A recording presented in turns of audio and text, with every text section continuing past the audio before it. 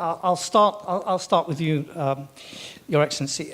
Azerbaijan has spoken about a vision of regional connectivity and economic cooperation. How do you see the Washington Accord opening new pathways for trade, infrastructure, and people-to-people connections across the South Caucasus? Well, indeed, Washington arrangements and a peace, it wasn't a just peace. It has established a just peace in the region of the South Caucasus, and based on the just peace, we are building the new realities and the new status quo in the region of the South Caucasus. But it will also ensure the legitimacy and legality and also guiding principles of international law in our region, but as a fundamental achievement for our region. And as a continuation of this Washington spirit, I would like also to highlight that in the international arena, what we see, one of the main reasons for the failures of the many peace arrangements is that once peace deal has been signed and people are rendering to the comfort zone. In Armenia-Azerbaijan joint interaction, we don't want to render ours to the comfort zone, and knowing that peace is an uphill struggle, and we should work very hard. And we are also making lessons learned from other post-conflict situations as well. That also shows that Armenia-Azerbaijan, through the Deputy Prime Minister's level, I'm also thankful to my colleague that with Armen Grigoryan, we are also in regular contact. Our foreign ministers are regular contact through the many different channels of the communication, certainly upon the instruction of our leaders. We are working hard to implement and ensure full realization of the agreements that we had. One of the cornerstone arrangements that we had, it was about the transportation and connectivity. In Azerbaijan, we consider the Zengezur corridor. I know that Armenian colleagues have a different view. I hope that only terminology will be a problem between us, but we are working on that connectivity project. And a connectivity project, we see it not just only linking Armenia and Azerbaijan, we see it as a broader project and changing entire landscape of the Eurasian continent and providing people-to-people contacts and also linking broader Central Asian region and Caspian to the Black Sea region and also towards the Mediterranean to Turkey and providing economic benefits. In a sense, we are working also economic benefits of the peace concept and building the mutual dependency, and our peoples and our communities should also feel immediate and also short-term and long-term positive impacts of the peace. That is a hard work that we are currently doing that.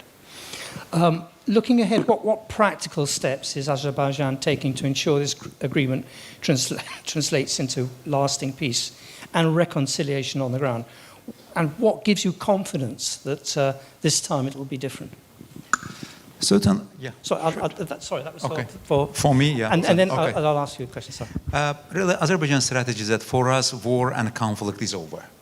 And again, we suffered a lot from the deficit of the peace. In one of the discussion, my president, and in his discussion with a foreign counterparts, and he rightly mentioned that we don't know what does it mean the peace. Because in the two countries, we suffered from the lack of the peace. We are in the process of defining the peace. And just peace has been established, but defining the peace in a philosophical understanding of this word, it also, for us, it shouldn't be just lack of the conflict. It should provide a prosperity, it should provide a development, and a change entire geopolitical landscape of the region of the South Caucasus.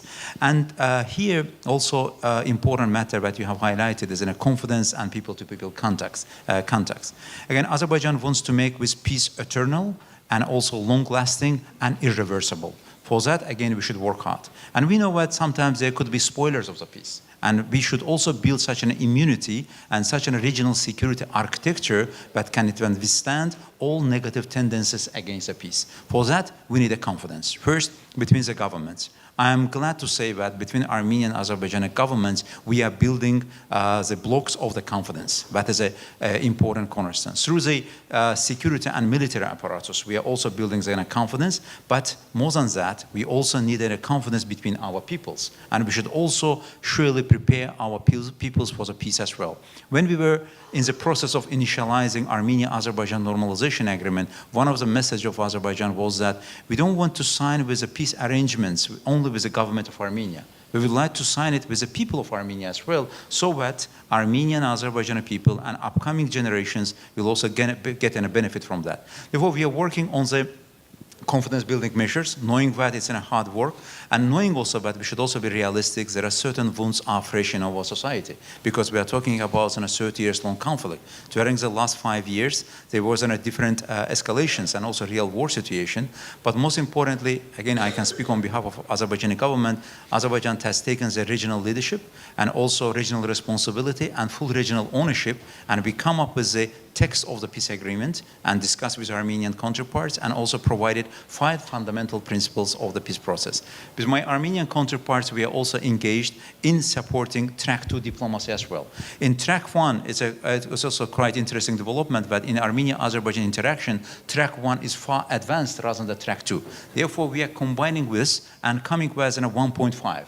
where the civil society institutions and government institutions are coming together and working towards a peace and preparing our peoples for the peace agenda. Sorry, could you respond to that, please? Thank you.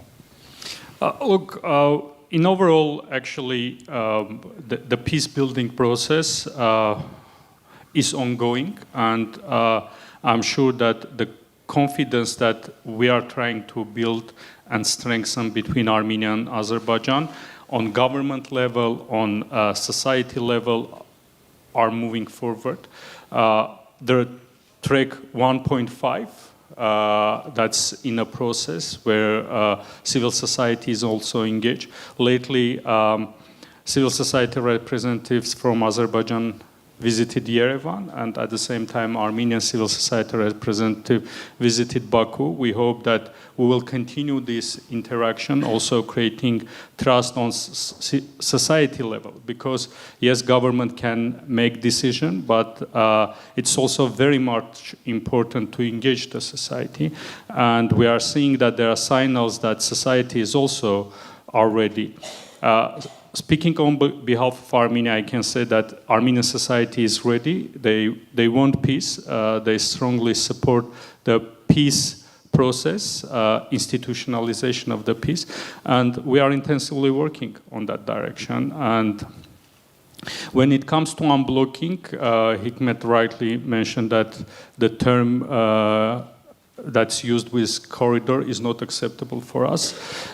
Because in Washington summit, the leaders of Armenia, Azerbaijan, and the United States signed a document where unblocking the road is called TRIP, Trump Route for International Peace and Prosperity.